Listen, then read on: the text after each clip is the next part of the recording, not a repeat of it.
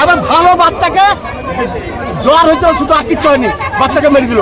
Doctor থেকে জাগারটা করেছে, doctor থেকে জাগারটা করেছে, তাও ডাক্তাররা কেন দিচ্ছে মমতা? মেয়ে গেলা ওষুধ দেয়নি। একদম না, গ্রামীণ হাসপাতাল হওয়া দরকার। পুরো ডাক্তার নেই, 24 ঘন্টার মধ্যে একটা ডাক্তার থাকে না, একটা senior ডাক্তার থাকে না। আমি অনুরোধ করছি মুখ্যমন্ত্রীকে, আপনি বিশেষ করে মুর্শিদাবাদ মেডিকেল কলেজ না লিখে গ্রামীণ হাসপাতাল লিখে দিন। মানুষ মারা যাওয়ার যন্ত্র, এখানে ডাকাত আর দালাল।